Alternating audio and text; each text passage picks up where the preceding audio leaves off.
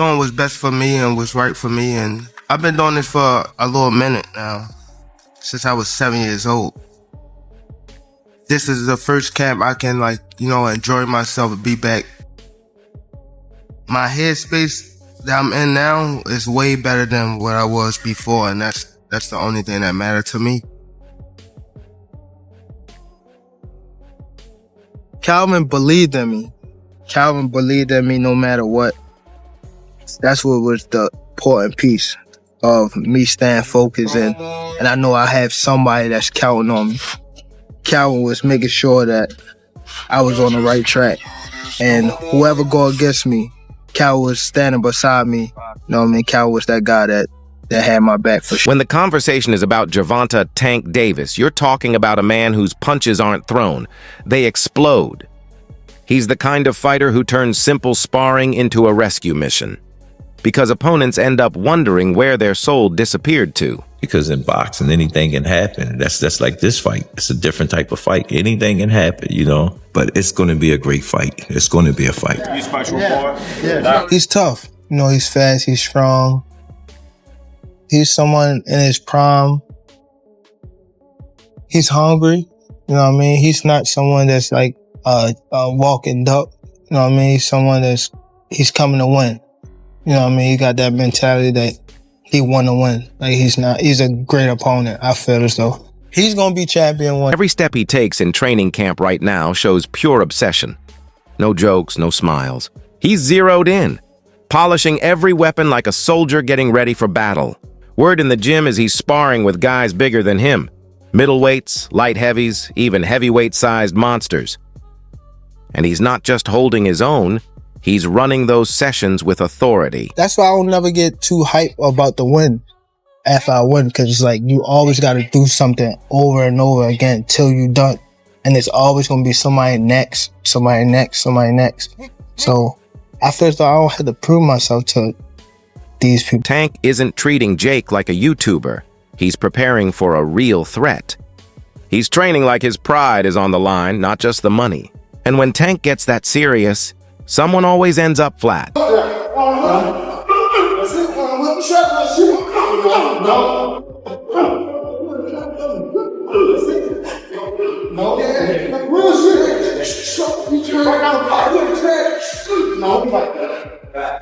Jake Paul isn't entering as some influencer kid anymore. He's arriving as a real problem. Say what you want, he keeps proving people wrong. He's been punched, pushed, and doubted. Yet every time he returns louder, stronger, and even more dangerous. If you think you've done a hard boxing training session and you've got another one the next day because fighters train like once, twice, even 3 times a day, you're going to recover faster. If you recover faster, what happens? You perform better on the next session. So let's just say an average boxer is progressing like this because they're not recovering properly. Jake Paul is recovering and progressing like this. We've seen how fast he has progressed, whether you like him or not. Now he's running straight toward a storm called Gervonta Davis, and he's smiling while he does it. Jake has turned this exhibition into a worldwide attraction, even adding a KO bonus to raise the stakes. He knows chaos sells, and he's betting his power can shock the world one more time.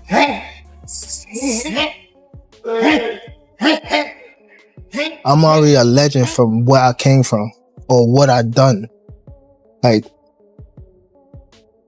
I done been through mad stuff, like sleeping on floors, crack house, all that type stuff. Like, I've been through all that. I ain't gotta prove nothing to nobody else. Davis wants to prove boxing still belongs to real fighters, while Jake aims to show that heart and hustle can break the rules. Either way, something historic is coming. And right after discussing Tank's killer mindset for Jake Paul, Sean Porter and Jordan Chapman remind everyone, Gervonta's power isn't hype. It's headline-level danger. Is Tank power really that crazy? Yes. Yes. But you have to understand, what you have to understand is it's 135 pound crazy. So he can whack at 135 pounds. He can whack like he's a middleweight. That power that he carries for the weight class he's in is... Porter basically says Tank hits like a middleweight stuck inside a lightweight body. That's not praise. That's a warning. His power doesn't even fit the physics of his weight class. If a controller's vibration ever feels too strong and you check if it's broken, that's Tank's left hand in real life. And the best part? Porter's right. Tank isn't just powerful, he's precise. He calculates distance and angles like a human algorithm with gloves on. I don't know about, or maybe y'all do. I'm gonna just say it. Tank is a master at range and distance. Oh, yeah. But a lot of fighters, they establish the range and the distance with the jab and with combinations and things like that. He just feel it. Dude, it was amazing. That's why I love watching him, bro. I love watching him for that reason. Yeah, because you can see him thinking. Ooh. Most fighters throw wild combos and hope something lands. Tank, he waits, studies, then shuts your whole system down with one counter. You can literally watch him thinking in the ring, calm, patient, lethal. Like a lion that doesn't move until it's already too late. By the time you notice, you're halfway through the post-fight interview. That's what makes Tank terrifying.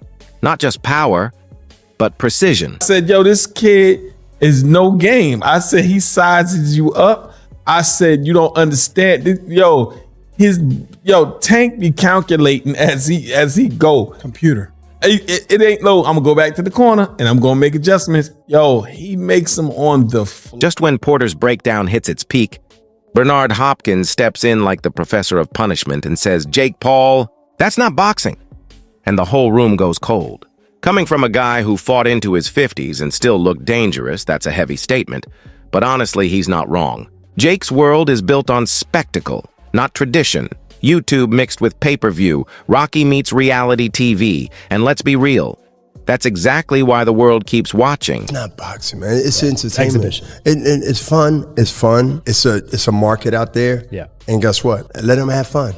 But don't mix it up with boxing. Yeah. Boxing is a sport that need to be respected.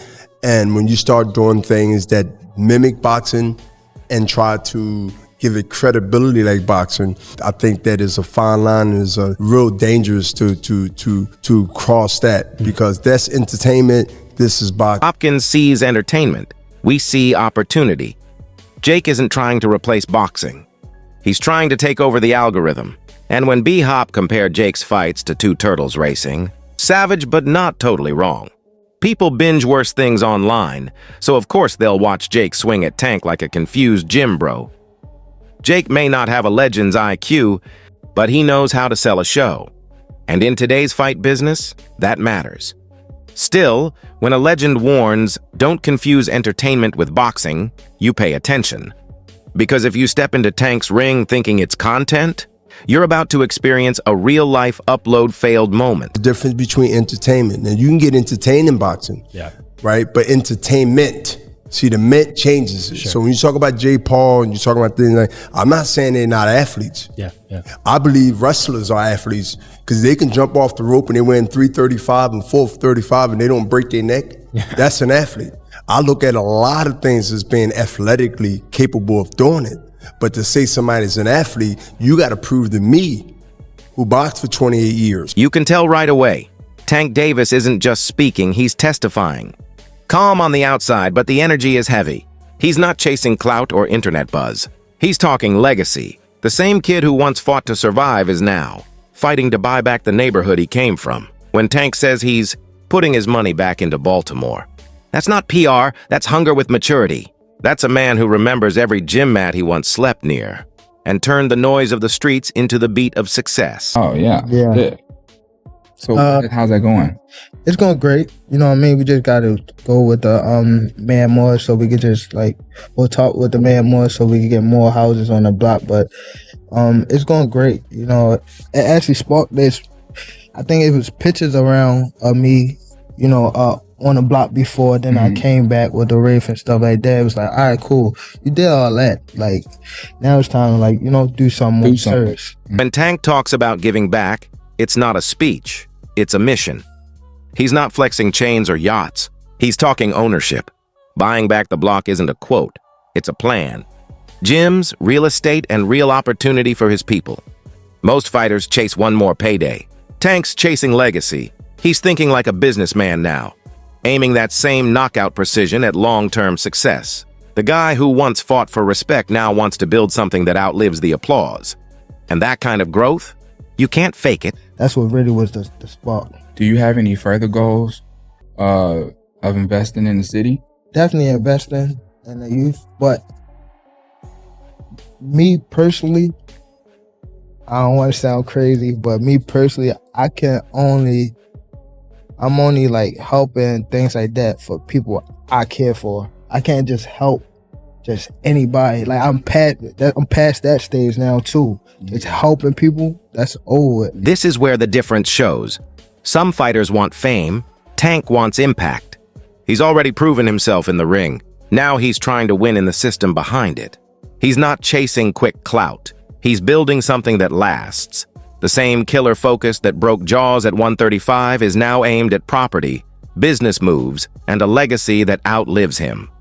Call it maturity or evolution. Either way, Gervonta isn't just fighting opponents anymore. He's fighting for his future. Quiet, calculated, and fueled by that Baltimore fire, deal after deal, round after round. That's what makes this matchup special. It's a clash of worlds. On one side, Gervonta Davis, a cold, calculated finisher. Floyd-level defense, Tyson-style intentions, and now a sharpened business mindset to match. Do you want your legacy to be? If you care. Because some interviews I see you say like, yeah, I don't care about this, I don't care about that. Where you stand on that? It's just like, it's so up and down in the sport. When I say up and down in the sport, it's like a lot of people don't know, but it been 3 and 4 people in my weight class that been undisputed type of thing, and they held it for like only a couple months. I beat Ryan beat Devin was undisputed. On the other side, Jake Paul, the disruptor who doesn't believe in limits, bringing Hollywood chaos into a sport built on sweat and respect. Call it wild, call it genius. Either way, you're watching, because everyone wants to know, can pure skill shut down hype and power?